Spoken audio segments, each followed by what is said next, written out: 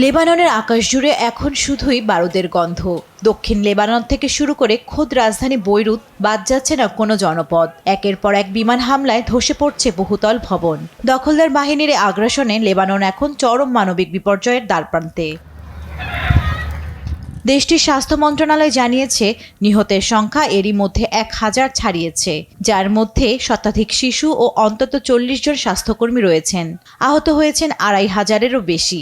আন্তর্জাতিক সংস্থাগুলো বলছে, যেভাবে বেসামরিক লোক ও হাসপাতাল লক্ষ্য করে হামলা চালানো হচ্ছে তা স্পষ্টতই যুদ্ধাপরাধ।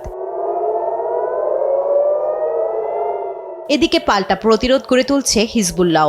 ইরানের সর্বোচ্চ নেতা আয়াতুল্লাহ আল খামেনির মৃত্যুর প্রতিশোধ নিতে ইসরায়েলে একের পর এক রকেট ও ড্রোন ছুড়ছে সশস্ত্র গোষ্ঠীটি। সীমান্তে দুপক্ষের সরাসরি বন্দুকযুদ্ধ পরিস্থিতিকে আরও জটিল করে তুলেছে।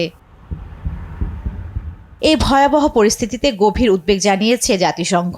সংস্থাটির মুখপাত্র ফারহান হক জানান, ইসরায়েলি গোলার আঘাতে জাতিসংঘের পর্যবেক্ষণ টাওয়ার ক্ষতিগ্রস্ত হয়েছে। বেসামরিক জীবন ও অবকাঠামো রক্ষায় অবিলম্বে সব পক্ষকে যুদ্ধবিরতির আহ্বান জানিয়েছে সংস্থাটি।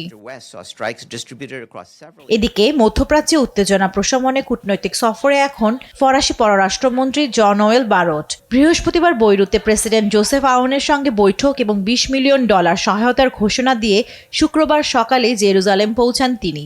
সেখানে ইসরায়েলি পররাষ্ট্রমন্ত্রী গিদিয়ন সায়ের সঙ্গে জরুরি বৈঠকে দ্রুত যুদ্ধবিরতি ও মানবিক সহায়তা নিশ্চিতের উপর গুরুত্ব আরোপ করেন এ শীর্ষ কূটনীতিক।